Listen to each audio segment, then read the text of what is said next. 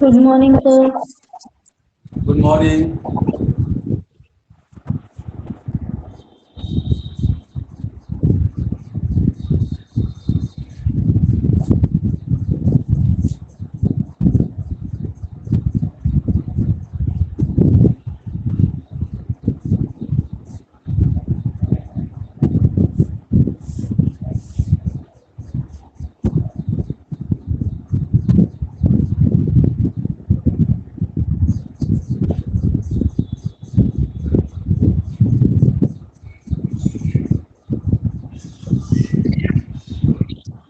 Sir, namaste.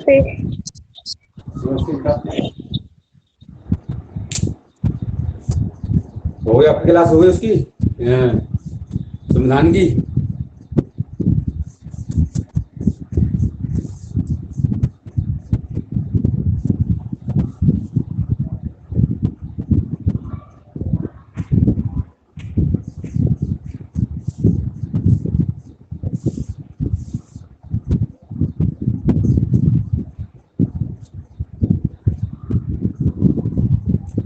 चलो अभी आप जो है, अभी बच्चे 3 बच्चे आए हैं। अभी अब होने वाली हुई क्लास पूरी उनकी, फिर अपनी क्लास शुरू कर रहे हैं।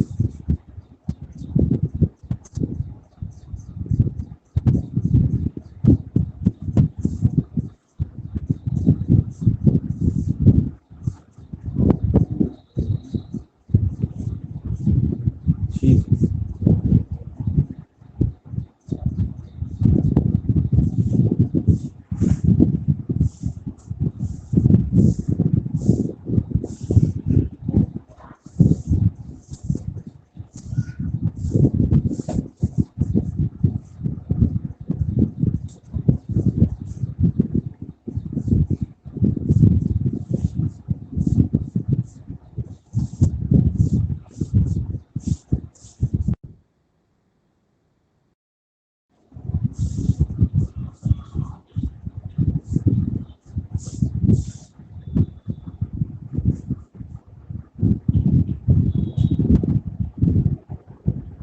नमस्ते सर जी।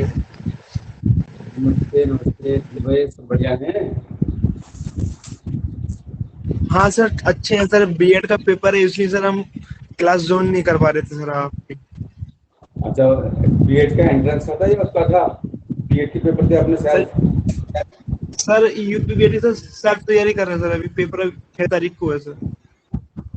मतलब बीएड की एग्जाम है आपकी 6 तारीख से है? नहीं sir, entrance exam UP UP UP BEd. अच्छा, एंट्रेंस एग्जाम 6 तारीख को है आपका बीएड का? हाँ सर। अच्छा अच्छा, हाँ तो बीएड करो, बहुत अच्छी डिग्री, बढ़िया। आप सर इसी वजह से सर हम आपकी क्लास नहीं कर पा रहे थे सर। इसी वजह से सर थोड़ा अच्छा अच्छा, आप जो है ना मेरे क्लास लोग, चूंकि बीएड को आपको इतिहास से बहुत सवाल मिलेंगे।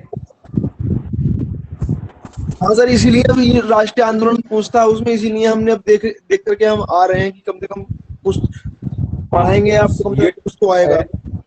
आंदोलन का कि आपके हर छोटे एग्जाम, हर बड़े एग्जाम में मोस्ट इम्पोर्टेंट टॉपिक आपका ये हाँ सर, ये सर टॉपिक। हर जगह से पूछता है सर इसीलिए। और जब आप इसको पढ़ेंगे तो आपको बहुत अच्छा लगेगा टॉपिक में, इसमें बिल्कुल सर। आसानी भी रहेगी आपको। हाँ अभी अब 9:30 हो गए, बस 2-3 मिनट और देख लेते हैं, बच्चे सब आ जाएंगे कि बच्चे भी मेरे होंगे। आज एक्चुअली में 10 साल मेरे होने की, जो वो है सर को कहीं जाना था रात, उन्होंने मुझे कॉल किया कि सर कल पहले क्लास में ले लूंगा, दूसरा आप ले लेना सर। अस्सलाम वालेकुम सर। सलाम, अब्दुल्ला, क्या हाल है? बस ठीक है सर। आप भी खैरियत से हैं? हाँ मैं बैठा हूँ, वो फाइन हूँ, बढ़िया हूँ साहब। जब तक आप सब बच्चे खुश हैं तो मैं भी खुश हूँ। Thank you sir. और लगे रहो पढ़ाई पे बिल्कुल। जॉब जो है ना, जॉब लेनी है तो लेनी है, अधिकारी बनना है तो बनना है। Yes sir. क्योंकि मेहनत के साथ साथ में बिल पावर का होना बहुत जरूरी है। और बिल पावर 2 प्रकार से मिलती है, एक बाहरी तौर पर, एक आंतरिक तौर पर। तो बाहर से तो आप बिग पावर ले ही रहे हैं, रोज पढ़ाई कर रहे हैं टीचर से। अपना अपने खुद से भी सब बच्चे बात करो आप कि मेरी क्या स्थिति है, क्या आमदनी है, कहाँ खड़ा हूँ, क्या एजुकेशन में मुझे क्या होना चाहिए, मेरे अंदर क्या एबिलिटी है। क्योंकि हर इंसान के अंदर एक एबिलिटी होती है जो बहुत कम पहचान पाते हैं। तो आप उसको मंथन शुरू करो खुद से बात करने का, और आप खुद से पूछो कि मेरे अंदर ऐसे क्या विशेष है अच्छा जो मैं समाज के लिए कर सकता हूँ।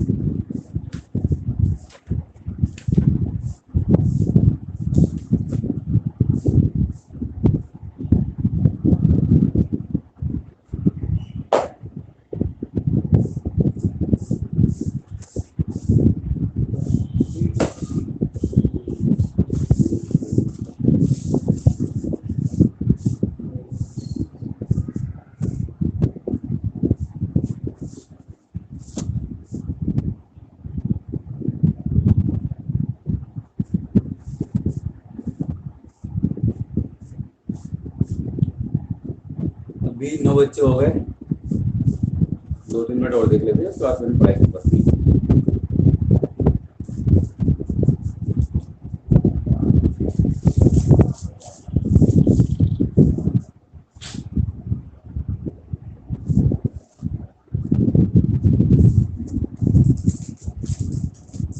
ठीक है साहब।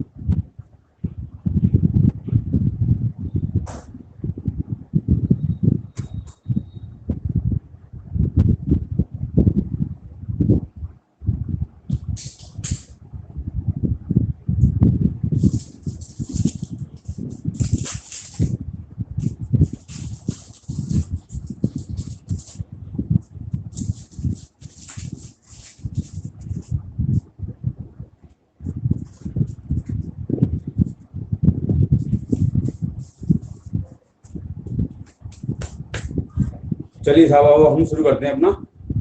गाइस, भारतीय राष्ट्रीय आंदोलन। नमस्ते मित्रपाल। ये जो टॉपिक है आपको भारतीय राष्ट्रीय आंदोलन, ये आपका most most most important topic है। आपका प्रीलिम्स में देख लेना आप कितना मिलेगा आपको इसमें से। दूसरी बात, जब आप मेंस लिखेंगे तो मेंस में आपको जीएस में एक पेपर आपको यही करना पड़ेगा राष्ट्रीय आंदोलन का। अब मैं पहले आपको बता दूं उसके बारे में कि राष्ट्रीय आंदोलन कहते किसे हैं। देखिए, मैंने एक वर्ड लिया, देश। देश, तो ये देश लेने से क्या यहाँ पर हम की भावना आ रही है? हम मॉर्निंग की भाव आ रही है? नहीं आएगी। यहाँ पर आएगी मैं की भावना, मैं। और अगर इस देश को मैंने लिखा राष्ट्र, राष्ट्र, फिर मैंने यहाँ पे एक वर्ड अलग से जोड़ दिया, वार्ड। अब ये जो राष्ट्र शब्द है ये होता है, माने ये हमारा देश है इंडिया, इसके अलग अलग ही प्रांत हैं और हमने इसको एक संघ बनाया, संघ। इसमें अलग अलग जाति के, अलग अलग धर्मों के, अलग अलग क्षेत्रों के, भाषाओं के लोग शामिल होते हैं और जब वो एक सूत्र में बन जाते हैं और वो अपने आप को स्वयं में एक दूसरे के लिए मानने लेते हैं। इसने कहा मैं तेरे साथ हूँ और इसने कहा मैं तेरे साथ हूँ, इसने कहा मैं तुम्हारे साथ हूँ, उसने कहा मैं तुम्हारे साथ हूँ। तो चारों तरफ से मैं आई, ये बन गया हम। जब हमारे देश में अपने देश के लिए हम की भावना पैदा हो जाए तो वो कहलाएगा राष्ट्र। तो राष्ट्र के अंदर हम छुपा होता है और उसमें व्यक्ति विशेष का, ये समुदाय विशेष का हित नहीं होता है, उसमें देश का, पूरे राष्ट्र का हित सर्वोपरि होता है, वो बनेगा आपका राष्ट्र। अब चूंकि मैं अभी थोड़ा बैक जाऊंगा पीछे को, 1885 से पहले 1857 में यहाँ आ गए आपके 8,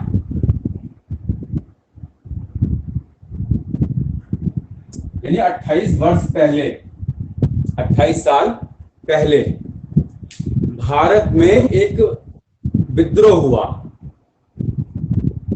भारत में एक विद्रोह हुआ 1857 में। क्या उस विद्रोह को आप राष्ट्रीय विद्रोह कह सकते हो?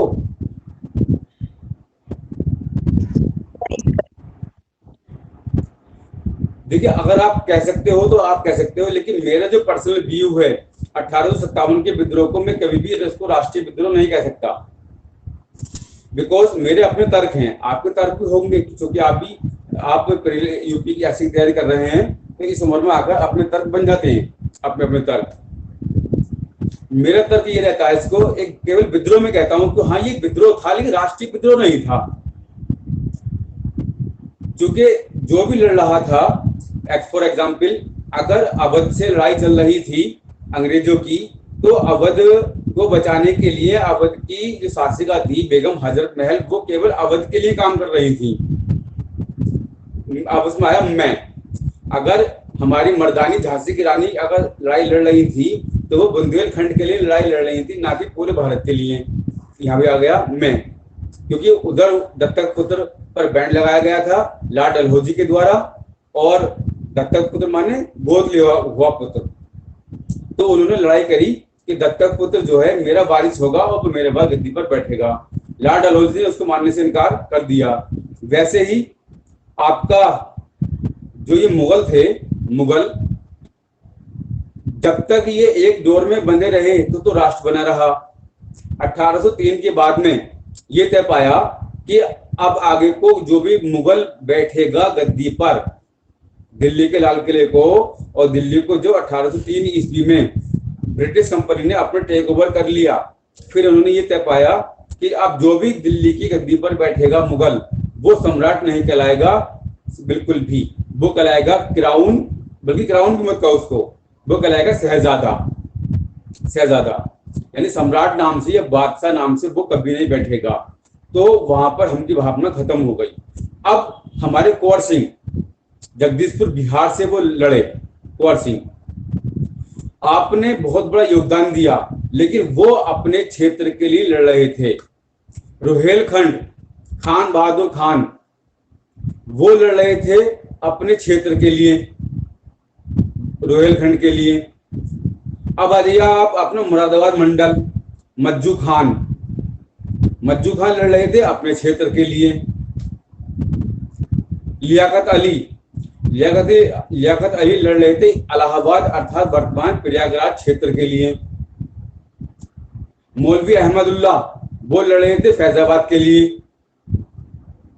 तो ये जितने भी ये लीडर्स हमारे हुए हैं, शक बिल्कुल नहीं करूंगा इनके ऊपर में, ये सभी लीडर बड़े महान थे, बड़े साहसी थे, इन्होंने अपने जान की कुर्बानी अपने देश के लिए दे दी। परंतु ये जो लोग थे ये सभी अपने अपने क्षेत्रों के लिए लड़ाई कर रहे थे, अपने अपने क्षेत्रों के लिए। कोई नवाबी बचाने के लिए लड़ाई कर रहा था, मराठा अपने को बचाने के लिए कर रहे थे, निजाम अपने को बचाने के लिए कर रहा था, मैसूर अपने को बचाने के लिए कर रहा था। तो उन सब में मैं की भावना थी। इसलिए इसके अंदर आपने पढ़ा होगा बुक्स के अंदर, अब तो काफी अच्छी बुक्स आपके पासों में हैं, बुक में आपने पढ़ा होगा, भूल नहीं हो रहा था मुझे, ये सभी अपने अपने लिए लड़े। और भारत का जो मध्यम वर्ग था, मध्यम वर्ग, उन्होंने इस राष्ट्रीय जो आपका 1857 का विद्रोह था उसमें साथ नहीं दिया। यानी जो आम पब्लिक थी, आम पब्लिक ने साथ नहीं दिया हमारे लीडर्स का। बात नंबर 1। बात नंबर 2, 1857 के विद्रोह में हैदराबाद के निजाम, मराठा, होलकर, सिंधिया, नेपाल आदि ये सपोर्ट कर रहे थे ब्रिटिश कंपनी को। ये ब्रिटिश कंपनी को ये अपना धन भी दे रहे थे और ये अपने आर्मी भी दे रहे थे, अपनी आर्मी के साथ अपना असला भी दे रहे थे। तो इनका जो ये मूवमेंट था, ये मूवमेंट एक राष्ट्रीय मूवमेंट नहीं बन पाया, राष्ट्रीय आंदोलन नहीं बन पाया। केवल एक व्यक्ति हैं जिन्होंने इसको प्रथम स्वतंत्रता संग्राम कहा है, only one person, Vinayak Damodar Savarkar ने। इसके अलावा कई ऐसे और यहाँ पर स्कॉलर्स आए तो उन्होंने कभी भी इसको राष्ट्रीय या इन्होंने स्वतंत्रता संग्राम नहीं कहा। मेन वजह क्या थी कि सब ये क्षेत्रवाद की लड़ाई थी, ना कि पूरे संपूर्ण भारत की लड़ाई थी। अब जब हम पिट गए, हम लुट गए 1858 के एक्ट के द्वारा, अब हम सब भारतीय लोग गुलाम हो गए, हम ब्रिटिश भारतीय हो गए, हम ब्रिटिश क्राउन के अंतर्गत गुलाम हो गए, राजा रानी के अधीन हो गए। तब हमारे अंदर एक नया विचार पैदा होता है, हम वाला, कि हमसे हुआ क्या और हमें मिला क्या। जब 1 नवंबर 1858 को महारानी का घोषणा पत्र पढ़ा गया था और घोषणा पत्र के पढ़ने के बाद महारानी को भारत का सामग्री बनाया गया था और महाराजा को सम्राट बनाया गया था और हमें डोमिनियन स्टेट बना दिया गया था, तब हमें एहसास हुआ कि हम केवल क्षेत्रवाद के लिए लड़ाई कर रहे थे, ना कि संपूर्ण भारत के लिए।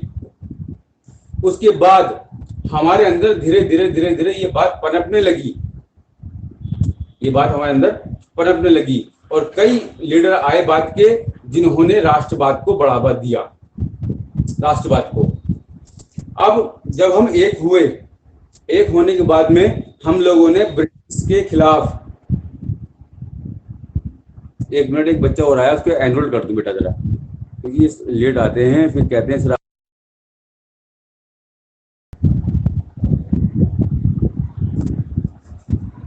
जी,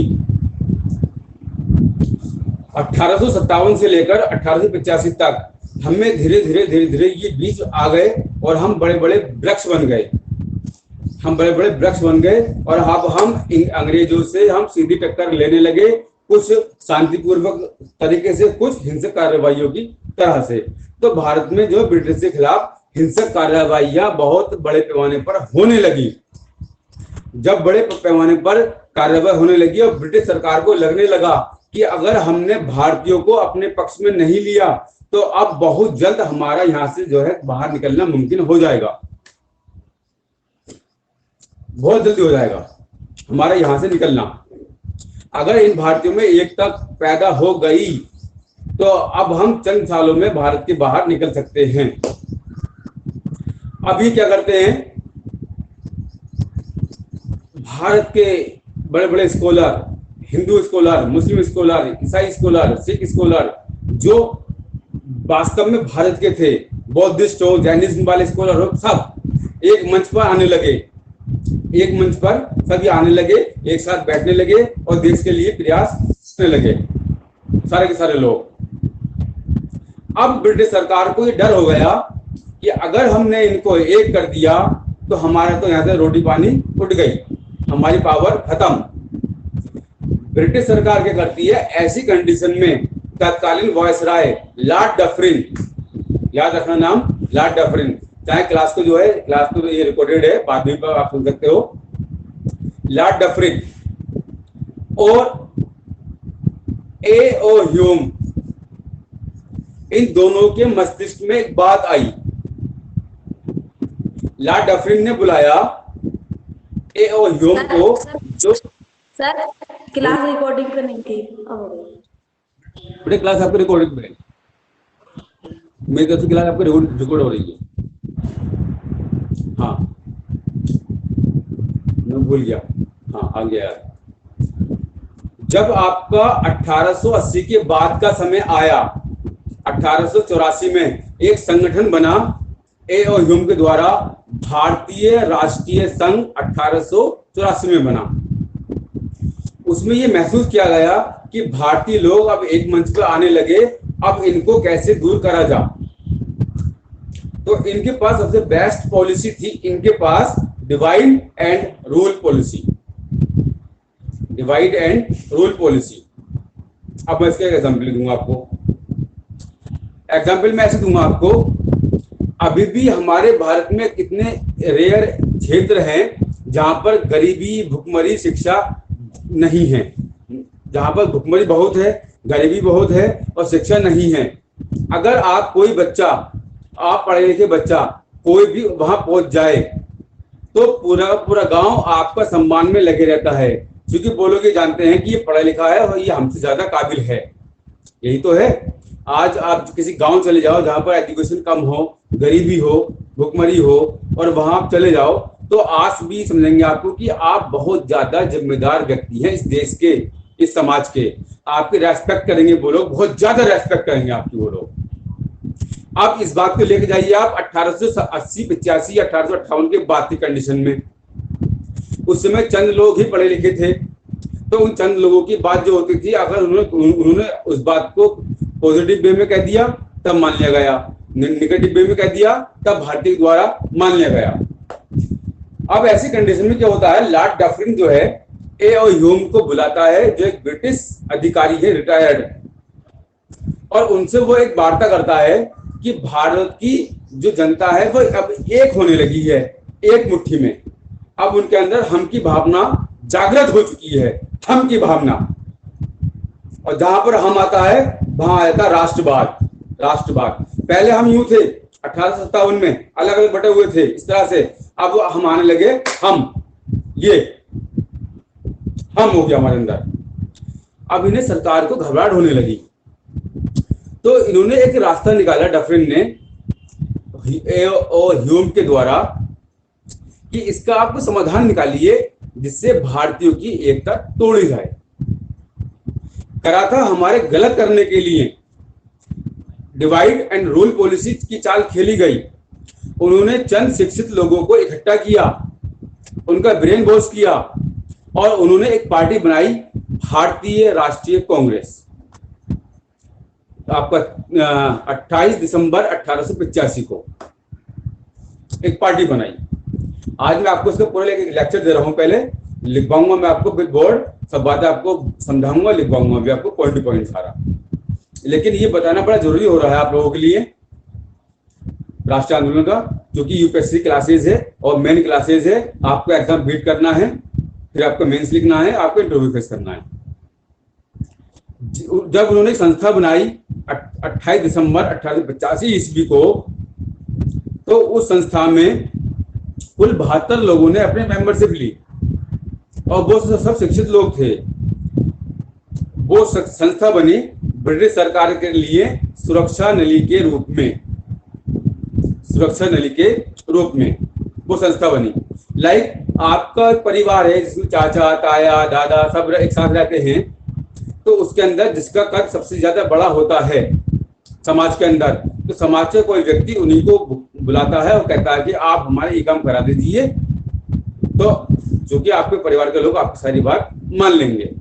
इस तरह से संस्था बनी INC, इंडियन नेशनल कांग्रेस, और उस संस्था को ये काम दिया गया कि आप भारतीय को समझाओ और हम आपकी सारी जरूरतों को पूरा करेंगे, आपको बड़े बड़े पद देंगे, आपको उपाधियां भी देंगे, आपको पैसे भी देंगे। भारतीय राष्ट्रीय कांग्रेस जब बनी थी तो ये सेफ्टी बॉल के रूप में बनी थी 1885 ईस्वी में। जब संस्था ये बनने लगी, अब इसके अंदर शांति वाले लोग भी शामिल होने लगे, अशांति वाले लोग भी शामिल होने लगे, क्योंकि हमारा जो पौधा था अब वो पौधा वृक्ष बन गया था। वृक्ष 1885, 86, 87, 88, 89, 90 ये आपके शांतिपूर्वक काम चलता रहा और लीगल वे पर। यहाँ पर बात रखी गई थी कि लीगल वे पर हम सरकार से मांग करेंगे और हम ब्रिटिश के अधीन ही रहेंगे, लेकिन भारतीयों के लिए हम मांग करेंगे। क्योंकि भारतीय हम पढ़े लिखे नहीं थे, जैसा उन्होंने कहा वैसा हमने उनकी बात को माना। अब एक व्यक्ति निकल कर आता है सामने हमारे 1896 ईस्वी में, 1896 ईस्वी में कलकत्ता अधिवेशन में।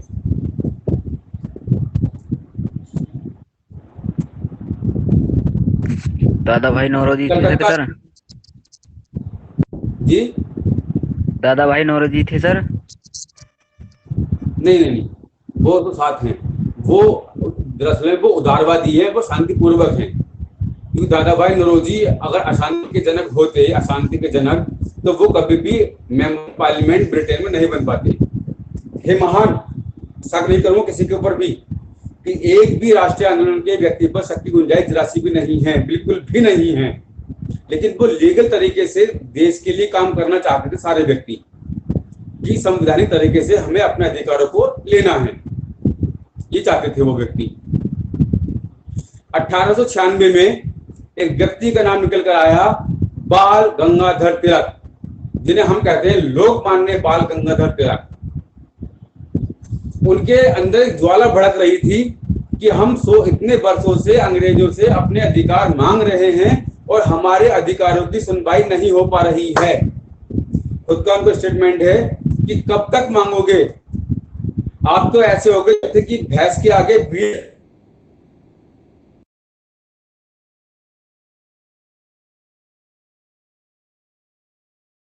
सब वीडियो बफर हो रही है आपकी, रुक गई है।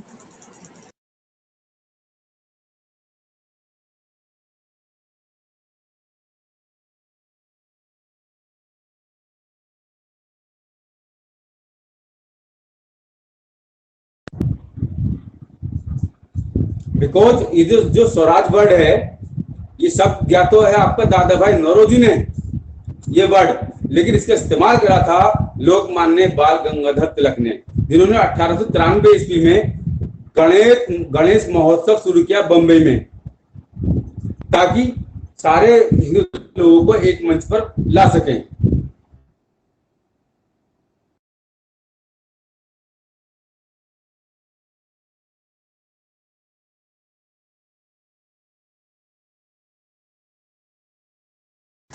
सब वीडियो फिर रुक गई। सर वीडियो रुक गई आपकी। जी, नेटवर्क इश्यूज हो रहे हैं, तो इसमें ना तो मेरी कमी ना आपकी कमी। अब मैं क्या करूँ, इसके अंदर क्या हो सकता है। जब उन्होंने वो बनाया तब ब्रिटिश सरकार हिलने लगी कि किसी तरीके से अब इनको, इस पार्टी को तोड़ो, कांग्रेस को तोड़ो। अगर कांग्रेस ऐसे ही काम करती रही, अब कांग्रेस न्यूट्रल धीरे धीरे लेने लगी।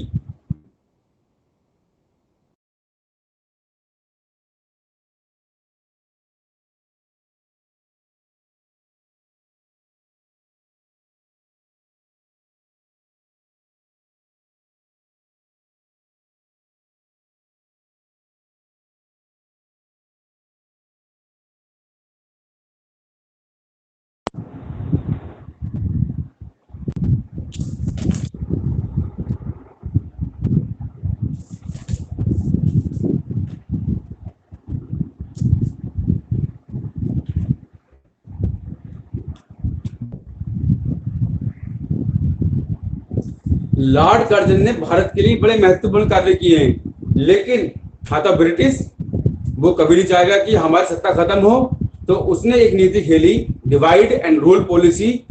1905 में बंगाल का विभाजन उसने कर दिया गया और उसने बंगाल को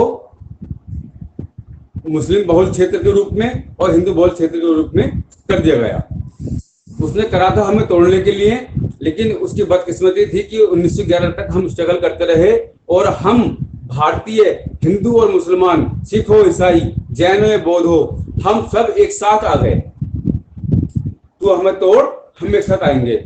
और बाल, लाल, पाल, इन 3 व्यक्ति ने संपूर्ण भारत में राष्ट्रवाद को फैला दिया, सारे भारत में फैला दिया।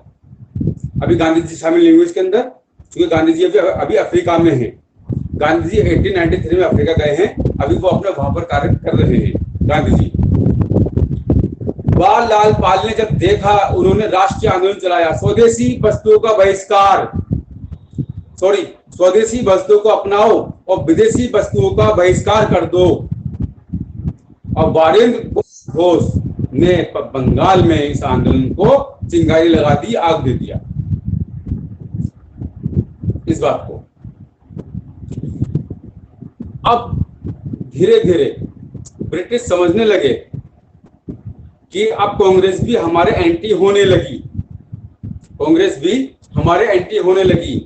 अब कांग्रेस ने क्या एक दाव खेला, जब हम 1905 में हमें बांट दिया, बांटने के बाद एक चाल खेली कि वो मिले बंगाल के नवाब से, जो पूर्वी बंगाल था, बंगाल के नवाब से सलीमुल्ला खां से मिले और आगा खां से मिले, और दिमाग में बात डाली गई कि कांग्रेस पार्टी मुसलमानों की हितैषी नहीं है, आप अपनी एक पार्टी बनाइए जो पार्टी आपके हक के लिए लड़ेगी, मुसलमानों के हक के लिए लड़ेगी। यानी उनका भी ब्रेन वॉश किया गया, उनके आगे पैसे डाल दिए गए, उनको सम्मान दिया गया, उनके बड़े बड़े मुर्गे खिलाए गए। तो उन्होंने 30 दिसंबर 1906 ईस्वी को बंगाल के नवाब सलीमुल्ला खां और आगा खां ने मिलकर पार्टी बना दी ढाका में, मुस्लिम लीग। हो गया काम फिट इनका अंग्रेजों का। जो डिवाइड एंड रूल पॉलिसी इन्होंने खेली 1885 ईस्वी में, जब वो 1905 में जाकर फेल हो गई, तो 1906 में फिर हमें बांट देते हैं मुस्लिम लीग के नाम से। मुस्लिम लीग बनी थी मुसलमानों के हितों की रक्षा के लिए। अब मैं एक एग्जाम्पल देता हूं आपको। जब मुस्लिम लीग नहीं थी, क्या मुसलमान भारत में परेशान था? नहीं था। मुसलमान पर कौन सा राइट नहीं था? सारे राइट थे। मुसलमान किस पद पर बैठा नहीं हुआ था? सारे पदों पर बैठा हुआ था मुसलमान। लेकिन उसके बावजूद पार्टी बनाई गई। जबकि कांग्रेस के अंदर मुस्लिम नेता शामिल थे, और मैं केवल एक का नाम भी काफी रहेगा बताने के लिए, जो हमारे फर्स्ट एजुकेशन मिनिस्टर हैं मौलाना अबुल कलाम आजाद। एक व्यक्तित्व भी काफी बताने के लिए कि जो व्यक्तित्व कांग्रेस के साथ खड़ा था, और कांग्रेस सारे भारतीयों की, एक किसी पार्टिकुलर विशेष की नहीं, सारे भारतीयों की हेल्प कर रही थी। एक ऐसी पार्टी, ऐसा विद्वान था उनके पास में। लेकिन अंग्रेजों का आज भी यही इनका प्लान आज भी यही रहता है। अगर इनका स्वार्थ है तो दिल्ली आएंगे, स्वार्थ नहीं है तो ये जो है लाहौर में जाकर या इस्लामाबाद में जाकर बैठ जाएंगे। अगर भारत से हमारा इनका स्वार्थ है तो ये दिल्ली में होंगे, और आज भी इनसे हमारा स्वार्थ नहीं है तो ये इस्लामाबाद में जाकर ये खाना खाएंगे। आज भी डिवाइड एंड रूल पॉलिसी इनकी खेली जाती है, क्योंकि इनके हथियार बड़े पैमाने पर भारत भी खरीदता है और पाकिस्तान भी खरीदता है, और हम दो भाई आपस में लड़ते हैं साथ आपस में। ऐसे थे ये अंग्रेज।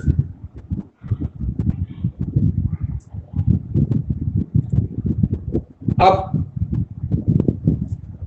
उसके बाद में घटना होती है 1906 मुस्लिम लीग की स्थापना। 1907 में आकर बंगाल में विभाजन हो रखा था।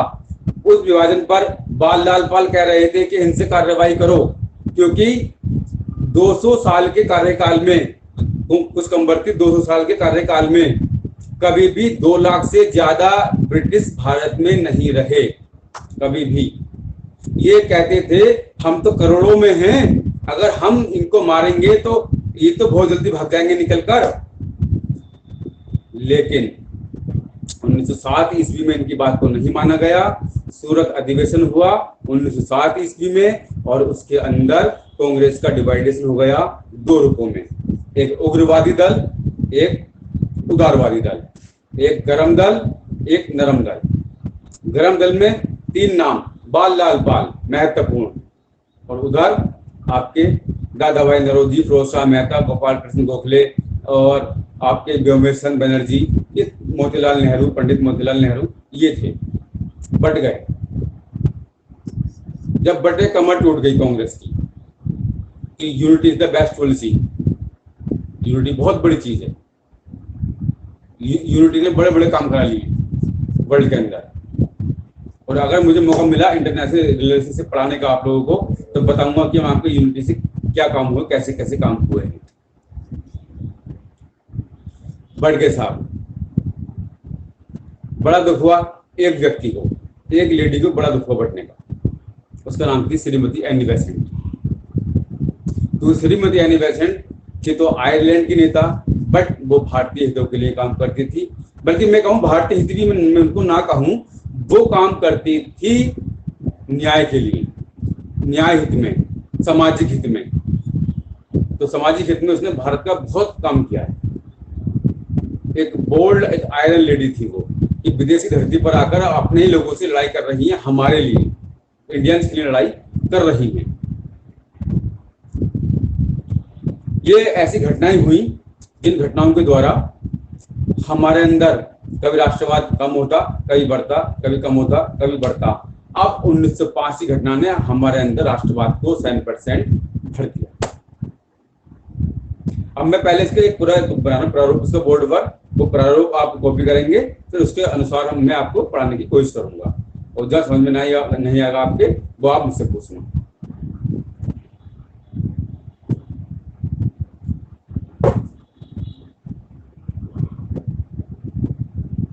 देखो, स्टडी के लिए आसान कर लो इसको, आप आसान कर लो। तो आसान करने के लिए मैंने भारतीय, यार ये देर से क्यों जुड़ते हैं बच्चे, समझ में नहीं आती। बच्चों से कहना पड़ेगा कि टाइम पर नहीं जुड़ते, फिर मैं किसी की रिक्वेस्ट एक्सेप्ट नहीं करूंगा, क्योंकि मेरे लेक्चर में गड़बड़ हो जाती है। आपका माइंड बैठ जाता है, मेरा माइंड बैठ जाता है, क्योंकि लेक्चर को माइंड में सेट करना बहुत टिपिकल कार्य होता है। इसलिए मैं आपसे दरख्वास्त करूंगा बच्चों से कि टाइम पर बिल्कुल सब जुड़ जाओ साथ में, टाइम पर। थोड़ा पानी पी लो, फिर शुरू करो।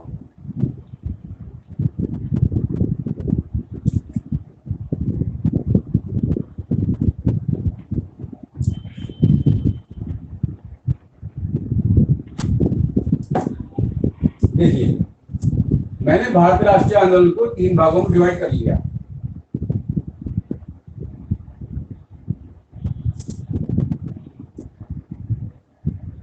पहले भाग का नाम रखा मैंने भारतीय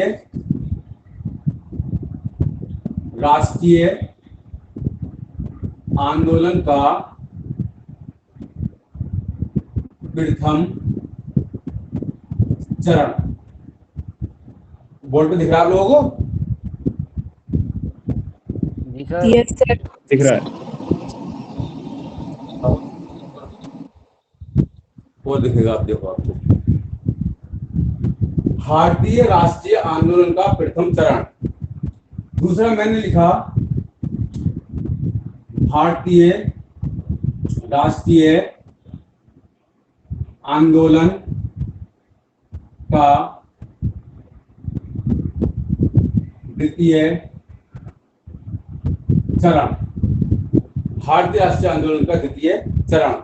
फिर मैंने लिखा भारतीय राष्ट्रीय आंदोलन का तृतीय चरण, यानी ब्रैकेट में ये फर्स्ट, ये सेकंड और ये थर्ड।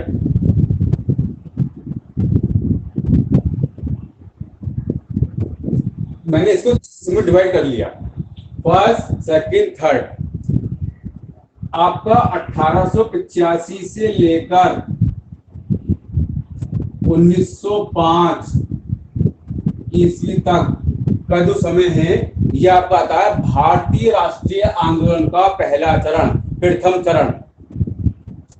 मैंने यह बांटा आपको 1905 ईस्वी से लेकर 1919 ईस्वी तक, यह आपका आता है भारतीय राष्ट्रीय आंदोलन का द्वितीय चरण, सेकंड स्टेज। इधर लिखा मैंने आपको 1905 से 1947, यह आपका गया भारतीय राष्ट्रीय आंदोलन का थर्ड, तीसरा चरण। इसको भी बंद कर लो।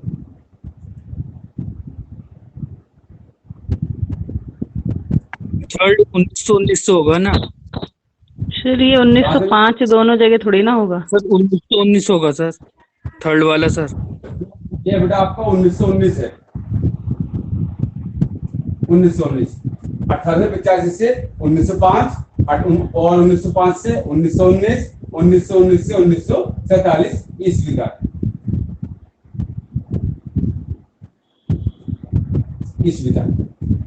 अब जो पहला भाग है, इस पहले भाग की जो सबसे महत्वपूर्ण घटना है उसका नाम है भारतीय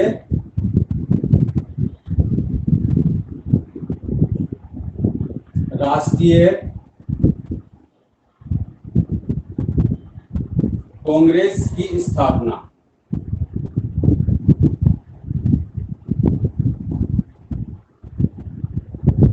कांग्रेस की स्थापना,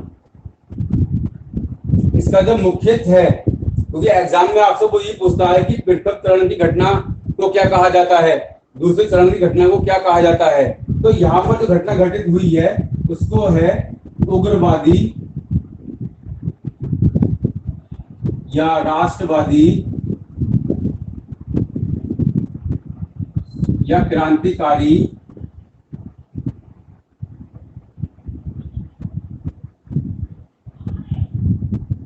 भावना का उद्भव का काल। यहां हमारे अंदर बात आई थी, उग्रवादी विचारधारा जुड़ी थी हमारे साथ में, ओपनली, बिल्कुल ओपनली जुड़ गई थी हमारे साथ में। और यहां पर नंबर 1 स्वदेशी आंदोलन।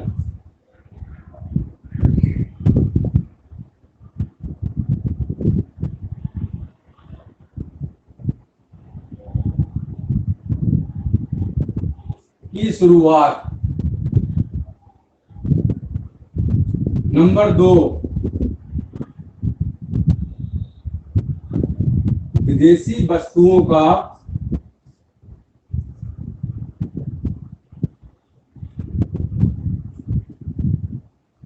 बहिष्कार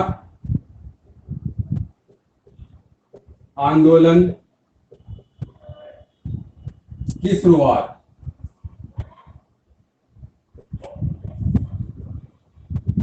नंबर 3 हिंदू मुस्लिम एकता की भावना अपने चरम स्तर पर पहुंची। इन्होंने तो हमें बांटा, लेकिन हमने क्या करा, हमने हिंदुओं ने मुसलमानों के, मुसलमानों ने हिंदुओं के राखी बांधी। 20 अक्टूबर 1905 को हमने रक्षाबंधन दिवस मनाया। पूरे बंगाल में रक्षाबंधन दिवस मनाया गया और 20 अक्टूबर को ही शोक दिवस मनाया गया। वेरी इंपॉर्टेंट डेट, बहुत ज्यादा। Important date. सर थोड़ा सा साइड हो जाइए बोर्ड से। रविन्द्रनाथ टैगोर साहब ने ऐलान किया कि ये आज का जो 20 अक्टूबर को हम मनाएंगे शोक दिवस के रूप में और रक्षाबंधन के दिवस के रूप में मनाएंगे। हर धर्म का व्यक्ति दूसरे धर्म के व्यक्ति को राखी बांधेगा। अंग्रेज क्या करें, परेशान हो गए। यहां पर अहम भूमिका रहती है 3 लोगों की या 4 लोगों की। पहला है आपका बाल, दूसरा है लाल, तीसरा है बाल, चौथा भी ऐड कर लो, अलग आते रहेंगे घोष।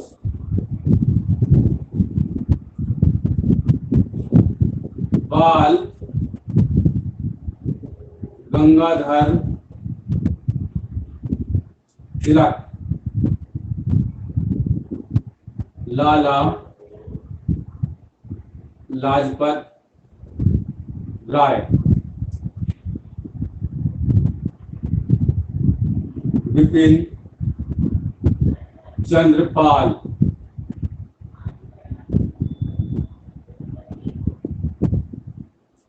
अरविंद घोष। ये वो नेता हैं जिन्होंने हमारे अंदर कूट कूट के राष्ट्रवाद को भरा, खुद लाठियां खाई, हमें सिखाया इन लोगों ने। इन्हीं के राह पर चले हमारे शहीद आजम सरदार भगत सिंह, राजगुरु, सुखदेव, राजेंद्र लाहिड़ी, चंद्रशेखर आजाद, जितने भी हमारे लीडर हुए वो चले। सर साइड हो जाइए, दिखाई नहीं दे रहा। सर साइड हो जाएंगे। देखिए आपको दिखाई दे रहा है? क्या समझ में आया बेटे, पूछो।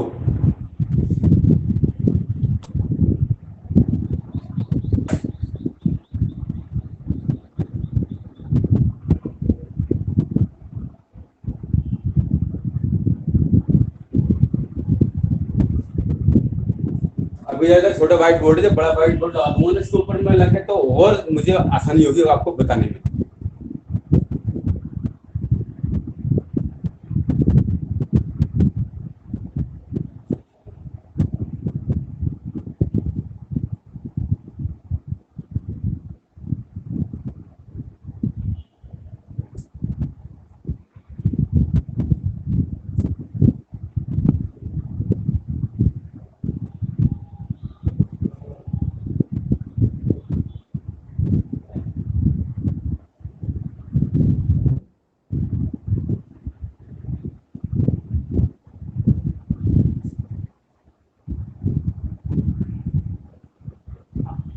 आप इधर और देख लो पहले थोड़ा सा।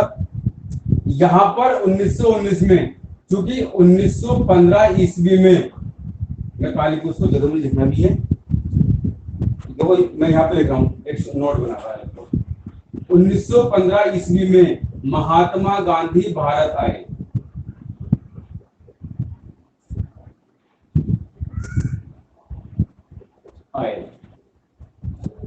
और भारतीय राजनीति में सक्रिय हुए।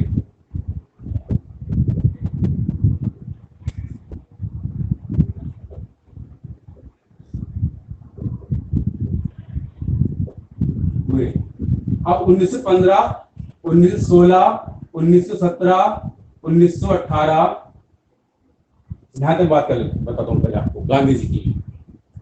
16 में गांधी जी थे लखनऊ समझौते में।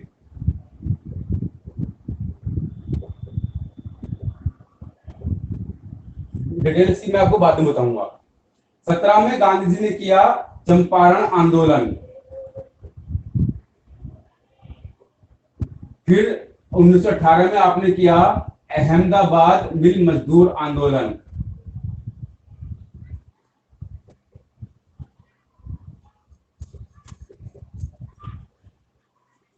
मिल मजदूर।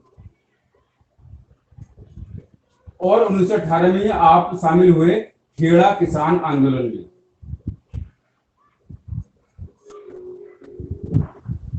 अब यहाँ पर गांधी ने 3 आंदोलन को किया। सर ये द्वितीय चरण में लिखना है। सर ये द्वितीय चरण में लिखना है, तीसरे में इसको आप इसमें लिखेंगे इस वाले में सेकंड वाले स्टेज में लिखेंगे आप इसको। ठीक है सर। अब यहाँ पर गांधी जी एक राष्ट्रीय नेता, क्षेत्रीय नेता से लेकर राष्ट्रीय नेता बने और अंतर्राष्ट्रीय नेता बने महात्मा गांधी। अब यहाँ से जो कहानी शुरू होती है वो शुरू होती है महात्मा गांधी जी का प्रयास। तो हम इसको कहते हैं सीधे सीधा गांधी युग की शुरुआत। भारत में गांधी युग की शुरुआत हुई 1919 से शुरू हुई और 1947 तक आफ्टर इंडिपेंडेंट तक गांधी जी का ही वर्चस्व रहा और गांधी जी ने अपने कहते हैं कि लीगल वे पर चलते हुए भारत की आजादी में सबसे बड़ा योगदान दिया। और गांधी जी किससे इंस्पायर हुए? गांधी जी इंस्पायर हुए थे गोपाल कृष्ण गोखले साहब से। छापो जरा पहले से आप इधर खड़ा हो जाओ।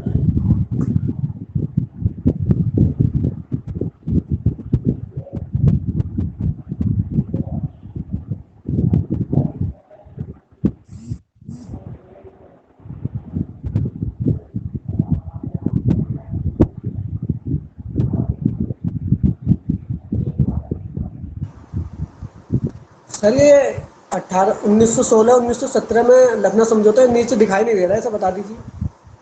अच्छा बेटे, 1915 में महात्मा गांधी भारत आए और आईएनसी में सक्रिय हो गए। भारतीय राष्ट्रीय कांग्रेस में शामिल हुए और राजनीति में सक्रिय हो गए गांधी जी। ठीक है। 1916 में दिखाई दी लखनऊ समझौता में जो कांग्रेस और नीति होता है उसमें गांधी दिखाई दिए। बोला बाद 1917 में राजकुमार शुक्ल के कहने पर, जो एक साधारण किसान है, उसके कहने पर गांधी जी चंपारण गए और गांधी जी ने वहां चंपारण आंदोलन लड़ा, किसानों के पक्ष में लड़ाई करी। मोर डिटेल सीक्वेंस पे आने पे दूंगा आपको इसकी पूरी डिटेल। 1918 में अहमदाबाद मिल मजदूर आंदोलन हुआ। वो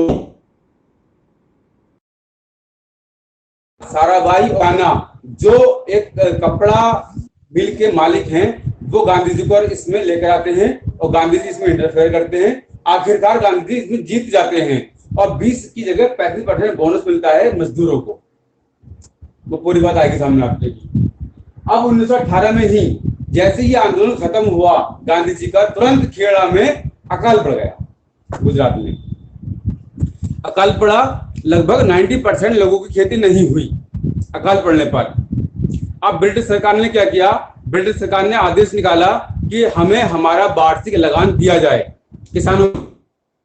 इसके अलावा उन्होंने 23% की वृद्धि और कर दी कि हमें हमारे जो लगान दे रहे हैं उससे अलग 23% लगान। हेलो, वालेकुम, क्या हाल है आदिल? बढ़िया यार। अभी बच्चे अभी एक आध दिन बुलाऊंगा सबको। अब बुलाऊंगा एक दो दिन। ना मैं मना कर दो, ऐसे नंबर आने बात खराब करवाएंगे। हाँ चल, मैं नहीं, जब बच्चे पढ़ लेंगे ऑनलाइन। ठीक। तो खेड़ा में बड़ा बवाल हुआ। एक तो उन्होंने अपने लगान की मांग करी, प्लस 23% टैक्स उन पर और बढ़ा दिया गया। गांधी जी आए, उन्होंने फिर इंटरफेयर किया। पूरा उसका पूरी प्रक्रिया है, समझाऊंगा पूरी प्रक्रिया आपको मैं किस तरह से हुआ। अंततः गांधी जी जीत गए। अब गांधी जी हर गांधी, घर घर गांधी, पूरे भारत में गांधी गांधी गांधी गांधी गांधी जागी। यहाँ तक के ब्रिटिश प्रधानमंत्री को कहना पड़ा चर्चिल को अर्धनंगा फकीर। हाँ बेटा, रिकॉर्डिंग पे लगा दीजिए सर। बेटे क्लास आपकी रिकॉर्डिंग पे है, बाद में क्लास आप सुन सकते हो, बट अभी क्लास आप लेते रहो क्योंकि मैं रिकॉर्डिंग पर ही। हाँ बेटा, सर रिकॉर्डिंग पर ही है, नहीं कह रही थी। हाँ क्लास में रिकॉर्डेड है, आप अभी भी सुनो और दोबारा सुनो और अपने नोट्स इससे बनाते चले जाओ। जो बातें आएंगी उसको लिखते चले जाना।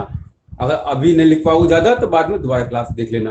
क्योंकि ये आपका आजीवन काम में आने वाला ही चैप्टर है ये चैप्टर। तो इस चैप्टर में मैं जरा सा भी समझौता नहीं कर सकता किसी भी स्टूडेंट के साथ में, भले से मुझे एक दिन एक्स्ट्रा लग जाए, लेकिन मैं आपको इसको पूरा पढ़ाकर ही दम लूंगा इस चैप्टर को। जैसे वो कहते हैं नेताजी तुम मुझे खून दो मैं तुम्हें आजादी दूंगा, मैं कहता हूं तुम मुझे 1.5 घंटा दे दो अपना पर डे सब बच्चे, और सिलेक्शन ले लो अपना। कहते सर बड़ा भारी पेपर आया है, पेपर हल्का भारी नहीं होता है, कंसेप्ट हमारे जब क्लियर नहीं होते हैं और वो सवाल एग्जाम में आते हैं हमसे नहीं हो पाते, पेपर हमें भारी लगने लगता है। चलिए साहब, तो पहले वाले जो चरण है आपका आईएनसी की स्थापना, दूसरा चरण है आपका उग्रवादी राष्ट्रवादी या क्रांतिकारी भावना का उदय का काल। इसमें स्वदेशी आंदोलन की शुरुआत हुई भारत के अंदर, दूसरा विदेशी वस्तुओं का बहिष्कार शुरू किया गया, तीसरा हिंदू मुस्लिम एकता को चरम सीमा पर ला दिया गया हिंदू मुसलमानों के द्वारा, एक पक्के भाई भाई बन गए और आज भी यही कायम है हिंदुस्तान के अंदर, हमारे देश के अंदर। 1919 से गांधी जी एक अंतर्राष्ट्रीय नेता के रूप में पहचाने गए। फिर 1919 से गांधी जी का रहता है रोल प्ले 100%।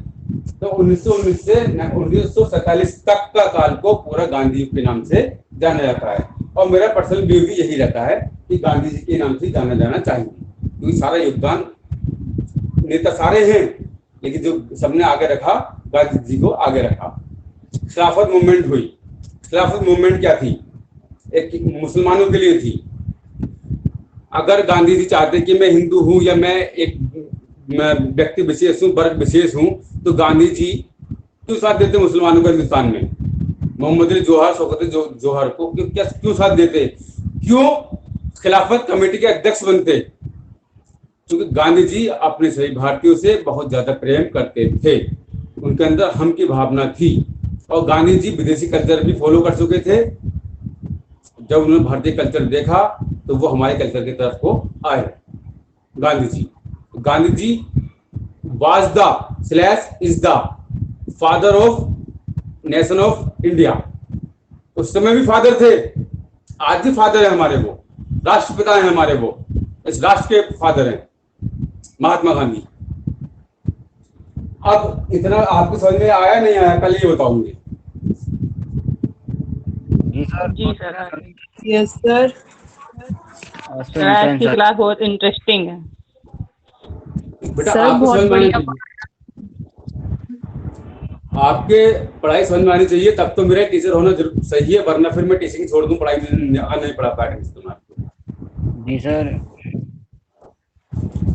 यस अब सर। ये कंसेप्ट आपको क्लियर हो गया, इतना कंसेप्ट जो मैं आपको पहले देना चाह रहा था, प्री कंसेप्ट।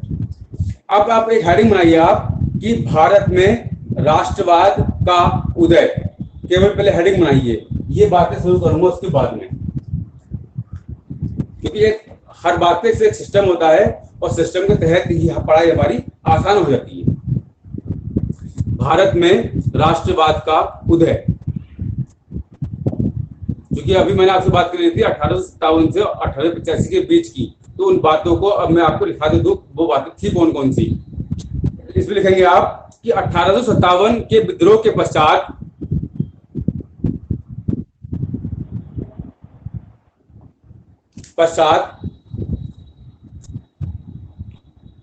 भारत में राष्ट्रवादी भावनाओं का विकास धीरे धीरे होने लगा।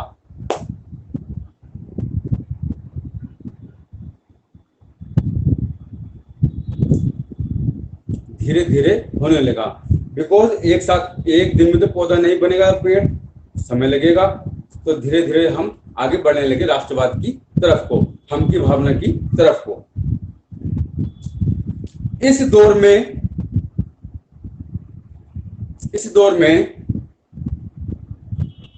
1857 के विद्रोहियों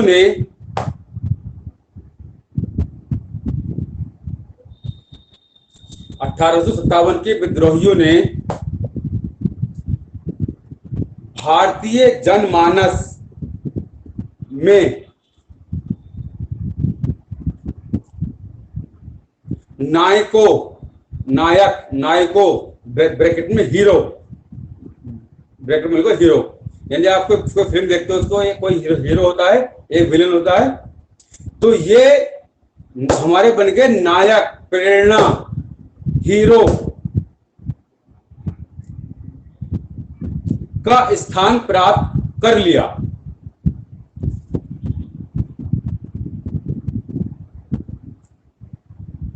अगर मैं कहूं कुंवर जगजीत सिंह का आपके बारे में क्या व्यू है, तो वो मेरे नायक हैं।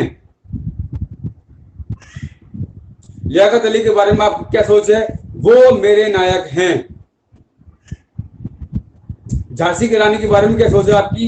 कि वो मेरे नायक हैं, मेरे प्रेरणा स्रोत हैं। तो भारतीय के मन में अब ये लोग बन गए हीरो, क्योंकि इन लोगों ने अपनी जानों को कुर्बान कर दी। किसी ने गर्दन कटा दी, किसी ने जो है इतने जुल्म सहे बॉडी के ऊपर, लेकिन हार नहीं मानी। आपके मुरादाबाद मंडल में मज्जू खां, अब मैं बताऊं आपको थोड़ी सी छोटी सी बात 1857 के विद्रोह की। मज्जू खां यहाँ के नवाब थे, और सारे मुरादाबाद मंडल के जो लोग थे, चाहे आम हो, खास हो, व्यापारी वर्ग हो, अधिकारी वर्ग हो, बाबू हो, उनसे बहुत ज्यादा प्रेम करता था, क्योंकि वो एक न्यायप्रिय नवाब थे। जब ये बिगुल बजा, ब्रिटिश ने कहा कि आपको हम नवाबी देंगे, पैसा देंगे, आप हमारे पक्ष में आ जाओ। जैसे रामपुर के नवाब इनके पक्ष में आ गए थे। इन्होंने कहा कि मैं मर जाऊंगा, कट जाऊंगा, लेकिन मैं आपके पक्ष में बिल्कुल भी नहीं आऊंगा, मैं देश के साथ गद्दारी नहीं कर सकता। इनके जो छोटी सी टुकड़ी थी आर्मी, ज्यादा बड़ी आर्मी नहीं थी इनकी, क्योंकि एक तो ये सूबेदार तो थे यहाँ के, नवाब थे यहाँ के, वो उसमें बराबर के हिंदू, बराबर के मुसलमान शामिल हैं। लड़ाई लड़ी, गिरफ्तार किया गया उनको, उनकी आर्मी को।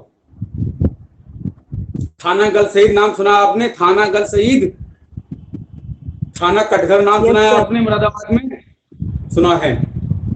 गल शहीद, गले काटे गए, शहीद किए गए, गल शहीद नाम पड़ गया। कटघर, कटघर में भी गले काटे गए, फांसियां दी गई, नाम पड़ गया कटघर। मज्जू खां और उनके साथियों को गल शहीद वाले जो स्थान है वहां पर खड़ा कर दिया गया, और वो लहू लुहान थे, क्योंकि उनको हाथियों और घोड़ों के द्वारा रस्सियां बांधकर पूरे शहर में खींचा गया था। उन सभी लोगों को घोड़ों के पीछे बांध दिया गया। जैसे एक घोड़ा है, उसके पीछे किसी को बांध दो और उसको रस्सी लंबी कर दो, घोड़े से को तेज चाल चला दो, फिर तो वो रगड़ते पकड़ते जाएगा इंसान, सब बॉडी फट जाएगी इंसान की, खून निकलेगा। वही आलम था मज्जू खां के साथियों की, खून से लथपथ हैं। गल शहीद पर खड़े हुए स्थान पर अंग्रेज कह रहे हैं कि मज्जू मान जाओ, हमसे आप नवाबी ले लो, जमींदारी ले लो, हम आपको सारे अधिकार देंगे, पैसा देंगे, आपको ब्रिटिश आर्मी भी देंगे, आपके साथियों को भी देंगे। लेकिन मज्जू खां के साथियों ने कर दिया ना। मज्जू खां ने कहा ना, हम मर जाएंगे, वतन के साथ गद्दारी नहीं करेंगे। ये हमारे एक छोटा सा मैं घटना बताई हमारे मंडल की, मुरादाबाद की, और वहां इनको खड़ा करा गया और इनकी गर्दनें काट दी गई। और बड़े मिलता है बुक्स के अंदर कि सबने बड़ी शहादत दी, बहादुर होकर, इस बहादुर होकर कि हमें काटना है, काट दे, कल को हमारे आने वाले बच्चे जो होंगे भारत के, वो हमारे ऊपर फख्र करेंगे। और आज हम फख्र करते हैं इनके ऊपर। जितने भी हमारे सरदार भगत सिंह हैं, सुखदेव है, राजगुरु हैं, और मेरे हीरो तो हैं शहीद आजम सरदार भगत सिंह, मेरे आइडल पर्सन, मेरे हीरो की। ये एक छोटी सी घटना मुरादाबाद की है, और बड़ी बड़ी घटनाएं हुई हैं। जगदीश सिंह कुंवर ने अपना जब देखा कि इसमें हाथ में सैप्टिक बढ़ गया है, तो अपने ही हाथ से अपना एक हाथ काट दिया, अपने तन से जुदा कर दिया कि हाथ तो चला जा, मुझे लड़ने दे आजादी के लिए। बताइए। रानी तो एक झांसी की रानी तो एक लेडी थी, हिम्मत नहीं हारी, कहा मैं शहीद हो जाऊंगी, मगर मैं आपको जीत बिल्कुल भी साम्राज्य नहीं दूंगी। क्यों ना हमारे आइडियल हो ये था इनके अंदर। आगे लिखो, जिसने राष्ट्रीय भावना के विकास में जिससे राष्ट्रीय भावना के विकास में बहुत मदद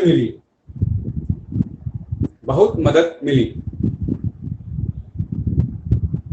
देखिए आज आप और हम हैं, अगर हम एक आम का पौधा बो दें तो आज तो फल देगा नहीं, पता नहीं 20 साल 40 साल 50 साल बाद जब फल देगा वो पौधा बड़ा होकर, तो क्या हम जीवित रहेंगे? नहीं रहेंगे। हमारे आने वाली जनरेशन जीवित रहेगी, वो रहेगी। तो कम से कम जब वो आम खाएंगे, फल खाएंगे, ये तो कह सकते हैं कि हाँ, हमारे बुजुर्गों ने एक अच्छा काम किया और उसके अच्छे काम का फल आज हमें मिल रहा है। इसी तरह से हमारे लोगों ने अपनी जानों को कुर्बान कर दिया, अपने लिए मौत ले ली, और आज हम बड़े फख्र से कहते हैं कि हाँ, उन्होंने मेहनत करी और आज हम इस मुकाम पर खड़े हैं कि हम एजुकेशन ले रहे हैं, हम अधिकारी बन रहे हैं, हम फ्रीडम वाली लाइफ जी रहे हैं। यही हुआ। अब इसमें क्या क्या हुआ? नंबर 1 जो घटनाएं हुई 1857 से 1885 के बीच में। नंबर 1, कंपनी के स्थान पर भारत का शासन ब्रिटिश क्राउन को हस्तांतरित कर दिया गया।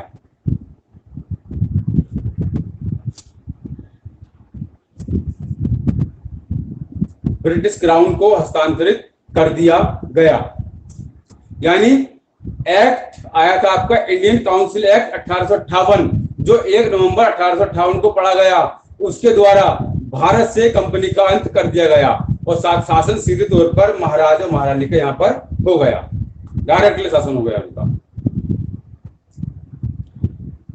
जिससे भारत में राजनीतिक एवं प्रशासनिक एकता स्थापित हुई।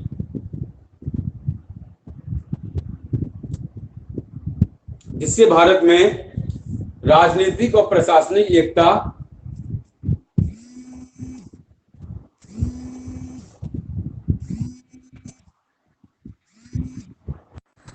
हेलो सर नमस्कार। सर जी नमस्ते। सर गए जागे के सेंटर पे आप? सर मैं अभी 11:30 बजे आ पाऊंगा चैम्बर पे, कोर्ट में। अभी तो मैं ना बच्चे पढ़ रहे हैं ना, वो अबूधाबी वाले उन्हें पढ़ा रहा हूँ।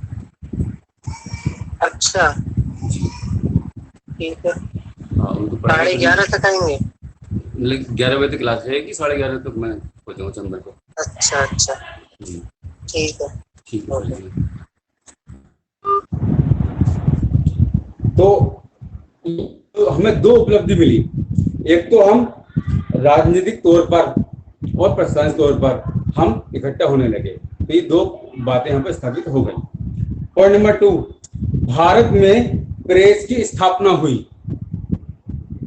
भारत में प्रेस की स्थापना हुई, जिससे राष्ट्रीयता की भावना का प्रचार और प्रसार हुआ।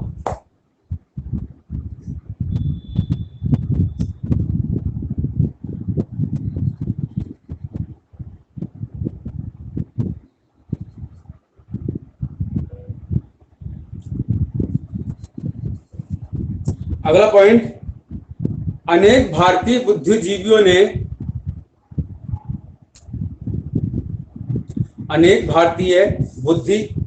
ने पाश्चात्य ब्रैकेट में पश्चिम पाश्चात्य दर्शन का अध्ययन किया।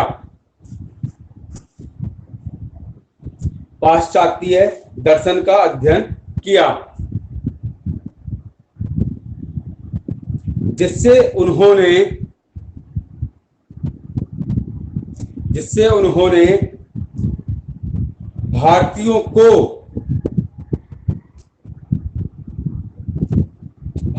को लोकतंत्र,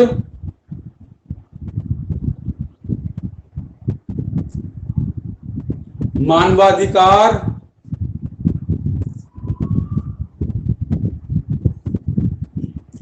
समानता,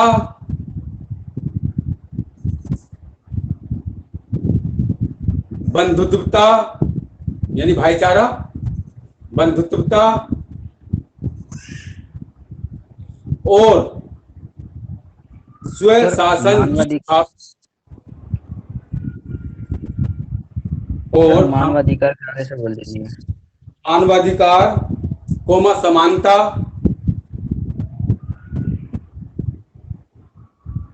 कोमा बंधुत्व, बंधुत्व में ब्रैकेट में भाईचारा और स्वशासन, और स्वशासन की भावना का प्रचार एवं प्रसार किया।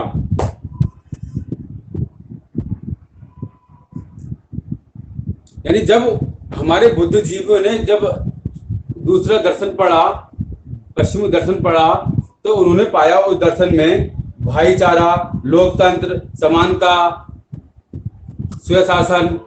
अब उन्होंने उसका प्रचार प्रसार करना शुरू कर दिया, जिससे अंग्रेजों की नीयत खराब हो गई।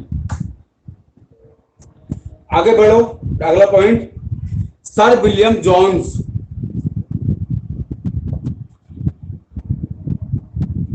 Sir William Jones comma Max Muller, Max Muller जैसे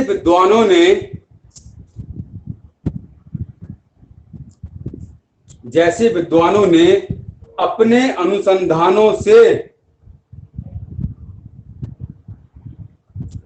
इन्होंने करी रिसर्च, विलियम जोन्स ने करी रिसर्च, और विलियम जोन्स ने एशियाटिक सोसाइटी ऑफ बंगाल बनाई।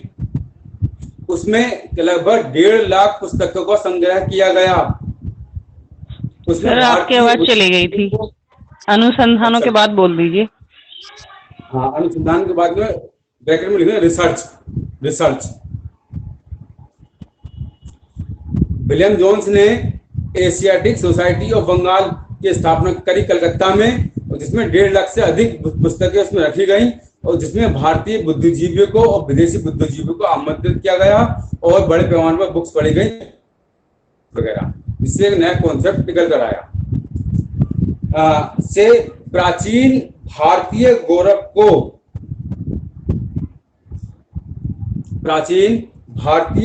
को पुनर्जीवित किया।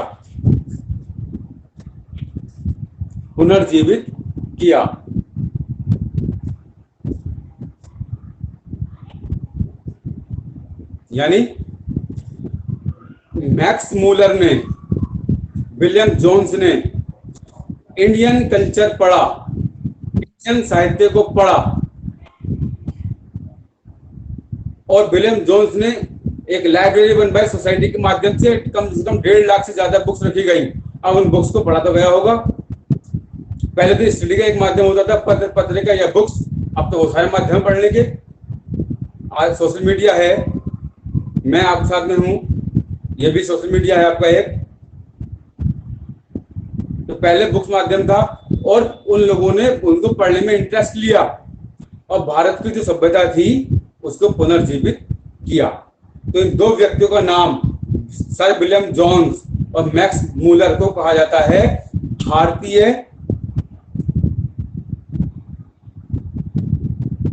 कल्चर को पुनर्जीवित करने वाला या वाले। सवाल एग्जाम में ये इस तरह आएगा कि भारतीय कल्चर को, भारतीय गौरव को किसने पुनर्जीवित किया या करने का प्रयास किया? सर विलियम जोन्स और आपका मैक्स मूलर। आगे लिखो, जिससे भारतीयों में आत्मसम्मान की भावना का विकास हुआ।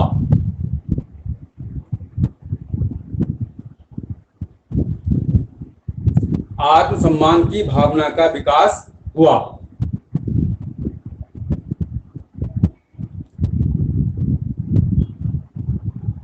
क्योंकि जब हम पढ़े लिखे ही नहीं थे तो हम अपने कल्चर क्या पढ़ते। उन लोगों ने मेहनत करी। 1781 में पहला मदरसा बनाया जिसमें अरबी फारसी की पढ़ाई होती थी। 1782 में काशी में संस्कृत विद्यालय बनाया जिसमें संस्कृत की पढ़ाई, हिंदी की पढ़ाई होती थी, जो हम पढ़े भारतीय लोग, और हमने अपने कल्चर को पहचाना। इसका श्रेय जाता है इन दो व्यक्तियों पर और इनके साथ वाले व्यक्तियों पर। अगला पॉइंट लिखो, नेक्स्ट पॉइंट, स्वामी विवेकानंद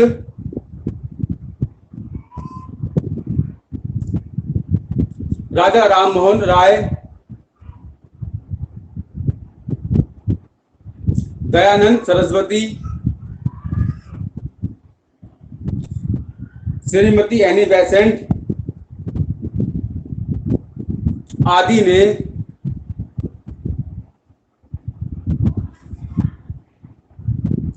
भारतीयों को स्वतंत्रता हेतु प्रेरित किया। स्वतंत्रता हेतु प्रेरित किया।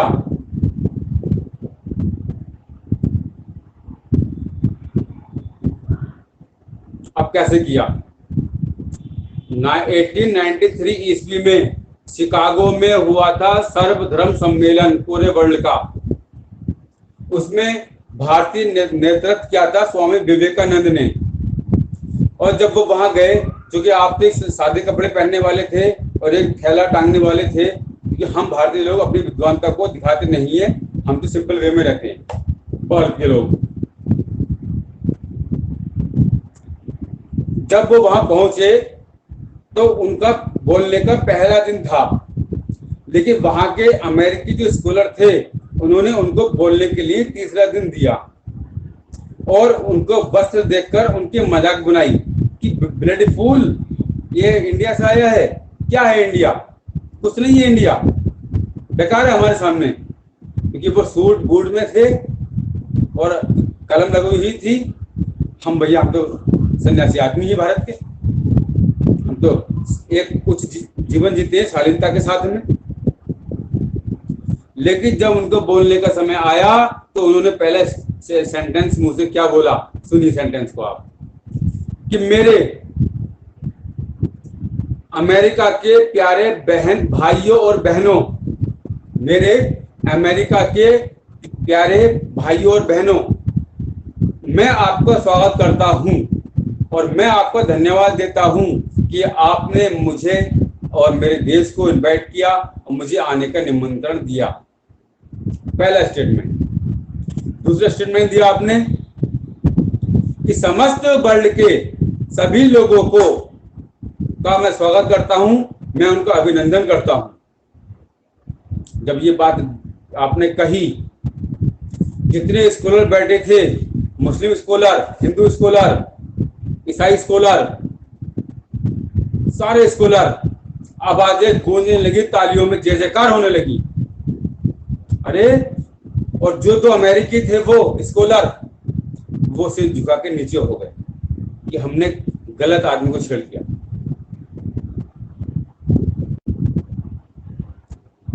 अब समझ में आया कि हाँ, इंडिया कोई देश है। 1893 ईस्वी में इंडिया कोई देश है और वहां पर महान से महान विद्वान पाए जाते हैं। तो चरक हमारे पास, बरामीर हमारे पास, कालिदास हमारे पास, आर्यभट्ट हमारे पास। अरे कौन नहीं है हमारे पास? कौन नहीं है? चाणक्य हमारे पास, ये भारत के लाल हैं ये। तो बेस्ट राजा हमारे पास। तब इनकी समझ में आया कि हाँ, चंद्र मौर्य बड़ा महान हुआ है, बिंदुसार बड़ा महान हुआ है, सम्राट अशोक महान हुआ है, चंद्रगुप्त प्रथम, द्वितीय, समुद्रगुप्त कितने महान गुजरे हैं। मुगल आए, दिल्ली सल्तनत के राजा आए, कितने महान हुए हैं। तब इन्हें लगा हाँ, भारत एक बहुत बुद्धिजीवियों का देश है। आपको टॉपिक दिया गया जीरो पर, जीरो पर बोलो। अगर मैं खुद जीरो पर बोलूं तो मुश्किल से 1, 2 या 3 सेंटेंस ही बोल सकता हूं। आप भी उतने बोल सकते हैं। लगभग 2 या 3 दिन तक जीरो पर बोलते रहे, और दोनों वो जो थे अमेरिकी वो आकर पैरों में गिर गए, बोले स्वामी जी हमें माफ कर दो, हमसे गलती हो गई। स्वामी जी बोले कि अभी तो मेरे डेमो है चीजों पर, अभी मैंने व्याख्यान कहाँ दिया इसके ऊपर, अभी तो मेरे व्याख्यान नहीं दिए मैंने इसके ऊपर, केवल मैंने डेमो दिया है। जय जयकार हो गए पूरे भारत की, पूरे भारतीय उपमहाद्वीप की। ऐसे थे हमारे लीडर। राजा राम मोहन राय सती प्रथा का अंत किया लॉर्ड विलियम बेंटिक और अकबर सेकंड के साथ मिलकर, जिन्हें आधुनिक भारत का राष्ट्र पिता कहा जाता है, पितामह कहा जाता है, आधुनिक भारत का पितामह। आप अपने समाज में एक किसी रीति को चेंज कर तो देखो, आपको इतना दिक कर देंगे कि आप मजबूर हो जाकर उनसे गलती कि साहब मुझसे गलती होगी, माफ कर दो। कितना बलिदान दिया आपने राजा राम मोहन राय जी ने। चाहते तो अंग्रेजों की गोद में बैठ रहते, खाते पीते रहते, लेकिन नहीं, भारतीय कुप्रथाओं पर सीधा वार किया। और यहाँ के बहुत सारे वो थे लोग जो उनके विरोधी हुए, उन्हें मारा पीटा, उनके खून निकला, लेकिन वो अड़िग रहे। और अंततः सती प्रथा उन्मूलन अधिनियम 1929 पारित किया गया और उसके सेक्शन नंबर 17 के तहत सती प्रथा को पूर्ण रूप से बैन किया गया लॉर्ड विलियम बेंटिक के द्वारा। तो 2 अगस्त को आपके, तीसरा मैंने लिखवाया आपको स्वामी दयानंद सरस्वती। आपने कुप्रथा पर भी प्रहार मारा और आपका एक स्टेटमेंट ही काफी बताने के लिए और एक बुक बताने के लिए। आपने कहा वेदों की ओर लौटो, बैक टू वेदास, अपने कल्चर को पढ़ो, वेदों को पढ़ो, कभी भी आप भ्रमित नहीं हो पाएंगे, आपको किसी की गुलामी की आवश्यकता नहीं पड़ेगी। लोगों ने कहा कि वेद तो पढ़ना बहुत भारी, हम कैसे पढ़ें, मुझसे वेद नहीं पढ़े जाते, मेरे हमें समझ में नहीं आते। अरे नहीं आते तो आप सत्यार्थ प्रकाश को पढ़ो ना। आपने कहा जो मैंने एक बुक लिखी है सत्यार्थ प्रकाश, उसको पढ़ो, वो वेदों का निचोड़ मैंने लिखा है अपनी आम भाषा में, आपको पता लग जाएगा वेदों में क्या है। सबसे बेस्ट बुक लिखी गई है सत्यार्थ प्रकाश आधुनिक काल में, जो टोटल वेदों पर आधारित है। वेदों की कोटेशन को उन्होंने और आसान लैंग्वेज में उसमें लिखा। लेकिन शायद आप में से कोई एक बच्चा भी ऐसा ना होगा कभी जिसने उस किताब को पढ़ा होगा, कोई नहीं होगा। सर पढ़ा है पर पूरा नहीं पढ़ा है, मतलब थोड़ा सा बस स्टार्टिंग में पढ़ी थी। पढ़ा है, जो टाइम मिल गया या कुछ हमारी जरूरत के तौर पर आया उतना पढ़ लिया आपने, उसको उतना पढ़ लिया। वेदों की ओर लौटो बहुत बड़ा नारा था, सरकार हिल गई इसी बात से। अब सरकार इनका दमन करना चाह रही थी, दमन कैसे करेगी सरकार, कद इतना बड़ा है, जनता साथ है, भारत की पूरी जनता। हेलो नमस्कार। हेलो जी भाषा नमस्कार। नमस्कार। ये 31 तारीख में क्लास ली थी तुमने? हाँ 31 मेरी क्लास हुई थी। अच्छा, टेस्ट हुआ था क्या? उस दिन ना टेस्ट नहीं हो पाया था उस दिन, चूंकि बच्चों को जो था चैप्टर अधूरा था। अच्छा। तो मैंने बच्चों से पहले कह दिया, एक दिन पहले बताया था कि भाई टेस्ट ना लेकर इसमें आपको चैप्टर पूरा कराऊंगा, ताकि जो नेक्स्ट चैप्टर आएगा तो उसमें आपको टाइम खराब हो जाएगा जरा। हाँ चलो ठीक है। 58 बच्चे दिखे थे शायद, 85 बच्चे थे भाई साहब। 85। हाँ और अभी बच्चे पढ़ रहे हैं अभी आज की क्लास में। ठीक है ठीक है सर, नमस्ते। तो ये 3 ऐसे महान व्यक्तित्व हुए सामने जिन्होंने भारत के नाम को रोशन किया। 3 लोग ऐसे हुए हमारे साथ में, और बहुत लोग हैं। आगे लिखो, लॉर्ड लिटन की प्रतिक्रियावादी। लॉर्ड लिटन जो हुआ है, जिसने हमारे मीडिया एल्बर्ट विल्किंस के शासनकाल में आया था, कई ने हमारे पर प्रतिबंध वगैरह भी लगाए या हटाए, बहुत सारी बात सामने आई है। लॉर्ड लिटन की प्रतिक्रियावादी नीतियों एवं एल्बर्ट बिल विवाद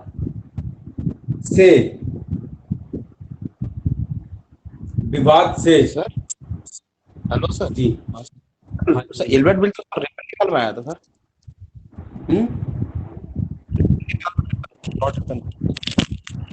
एल्बर्ट बिल को एल्बर्ट तो देख लेंगे, लेकिन मेरे बुक में तो ये लिखा है लॉर्ड लिटन। सर, क्योंकि एक्चुअली वो जजों वाला मैटर था ना सर, जो कि वो हाँ, लॉर्ड लिटन की जो प्रतिक्रियावादी नीतियां हैं वो इतनी, और उसके बाद में एल्बर्ट बिल और लग गया, तो उसमें ये आ जाएगा रिपन के उसमें आपका ये जो आपका और लगा पहली वाली है प्रतिक्रियावादी बिल, वो बात आपकी लिटन वाली है, वो दूसरी वाली उसकी है वायसराय की। एवं एल्बर्ट बिल विवाद से ब्रिटिश शासन का दोहरा चरित्र, यानी यहाँ पर ये बुक वाला ही बताने की कोशिश कर रहा है कि लॉर्ड लिटन ने हमारा दमन किया। एल्बर्ट बिल में हमें यूरोप के लोगों का मुकदमा सुनने का अधिकार दिया गया, लेकिन बाद में वो अधिकार हमारे भारतीय न्यायाधीशों से ले लिया गया, तो इससे इनका दोहरा चरित्र हमारे सामने आया। ये बताने की कोशिश यहाँ पर हो रही है। विवाद से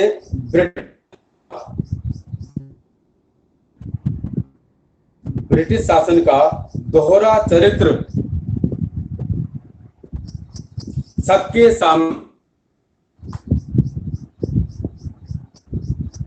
एक तरफ तो मीठा लड्डू, एक तरफ जहर का लड्डू, इन्हें देते रहो और ना तो जिएंगे ना मरेंगे। इनकी दोहरा चरित्र सामने आया कि ये कहते कुछ और है और करते कुछ और है। ये कहते कुछ और है और करते कुछ और हैं। ये बात हमारे सामने आई समस्त इसमें विश्व में, जहां तक भी भारत का नाम था, जिससे ब्रिटिश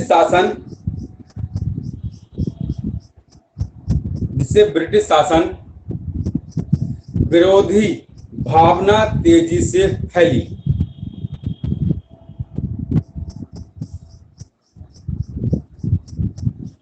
जिससे ब्रिटिश शासन विरोधी भावना तेजी से फैली।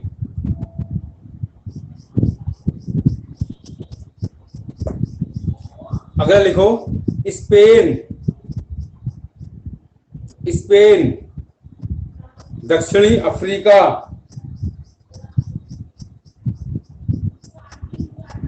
दक्षिणी अमेरिका, यूनान, इटली आदि के आंदोलन,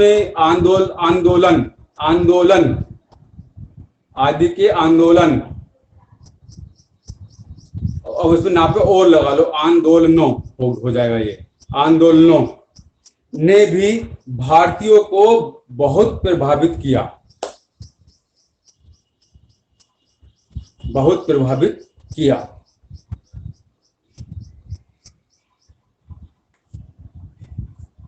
अब पहले लिख लो इसको, फिर एक बात और बताऊंगा आपको, फिर अपनी क्लास ऑफ कर दूंगा। हमें सबसे बड़ा मोटिवेशन जो मिला वो मिला हमें रूस से, यूएसएसआर, उस समय नाम था इसका पूर्व सोवियत संघ, रूस का, और वर्तमान का रूस, और इसके लगते हुए जितने भी देश हैं, ताजिकिस्तान, तुर्कमेनिस्तान, तान वाले देश हैं, उज्बेकिस्तान, ये सारा एरिया था पूर्व सोवियत संघ का। इतना बड़ा देश, और छोटे से देश ने, जापान ने 1905 ईस्वी में रशिया को बुरी तरह पराजित कर दिया। इतने बड़े देश को छोटे से देश ने बड़ी बुरी तरह पराजित कर दिया। ये मोटिवेशन हमें बहुत मिला, ये मोटिवेशन कि जब एक चंद लोग बड़े लोगों को, बड़े आर्मी को हरा सकते हैं, तो हम तो खुद ही काफी मात्रा में हैं। इनको हराने के लिए बहुत बड़ा मोटिवेशन दिया उस युद्ध ने। इसके अलावा भारतेंदु हरिश्चंद्र, जो एक हिंदी स्कॉलर हैं, जिनको आप पढ़ते हो इंटर में 9th में, हिंदी से आप बीए करते हो तो पढ़ते हो, पीजी करते हो तो पढ़ते हो, उन्होंने सीधा कटाक्ष किया भारतीय के ऊपर कि जापानी लोगों को देखकर आपको शर्म नहीं आती कि सेकंड वर्ल्ड वॉर में जब 6 अगस्त 9 अगस्त को हिरोशिमा और नागासाकी पर बम वर्षा कर दी गई, वो लोग मारे गए, तब भी बचे हुए लोगों ने हिम्मत नहीं हारी और वो एक विकसित देश बन गया। और हमारे पास तो बहुत ज्यादा संसाधन हैं, तो आपको शर्म नहीं आती? हमेशा अपने घरों में पड़े रहते हो, आलस करते रहते हो। आप उनको देखिए, लुट पिट कर होने के बावजूद वो सक्षम देश बन गया। बात सही थी उनकी, आज ये बात ठीक है। आज देख लो वो कहाँ पर है और हम कहाँ पर हैं। वो मुन्ना सा है और हम इतने बड़े हैं, लेकिन हमारे अंदर कुछ कमियां मौजूद हैं जिसका हम अपने आप को डेवलपमेंट में नहीं शामिल कर सके सही तौर पर। वो तो टापू पर बसा देश है और हमारे पास तो हिमालय, समतल, नदियां, रेत, खनिज, कोयला, सोना, तांबा, पेट्रोलियम पदार्थ, हर चीज हमारे देश में है, बट हम उसको सिस्टमेटिक ढंग से हमारा यूज नहीं हो पा रहा था, नहीं आज हो पा रहा है, इसलिए हम लोग पिछड़ गए। तो ये था आपका भारत में राष्ट्रवाद का उदय किस प्रकार से हुआ। ये आपका टॉपिक यहाँ तक का पूरा हो गया। अब कल आपका होगा इसका ये चरण, क्योंकि प्री कंसेप्ट को क्लियर करना बड़ा जरूरी होता है कि हमें मोटिवेशन कैसे मिला, राष्ट्रवाद की भावना हमारे अंदर कैसे आई। तो उसके लिए ये मैंने आपको बता दिया, समझा दिया और लिखवा दिया। कल रहेगा आपका भारतीय राष्ट्रीय आंदोलन का प्रथम चरण। यहाँ से कल हम बात करेंगे और बुक्स जो भी हो सब आप पढ़ के देखना। जो मैंने आपको लिखाया है, जो सब समझाया है, उसको अपनी बुक से आप टैली करना। क्या वास्तव में सर ने हमें सही समझाया है या सही नहीं है, ठीक है। तो क्लास में अपनी ऑफ कर रहा हूँ और आज की बात को माइंड में रखना। अगर रिकॉर्डिंग देखनी हो बाद में रिकॉर्डिंग देख लेना, क्योंकि क्लास रिकॉर्ड हो चुकी है आपकी। ठीक है बच्चों, okay bye bye. Thank you sir. ठीक है, शुक्रिया सर। Thank you. वेलकम बेटे, वेलकम।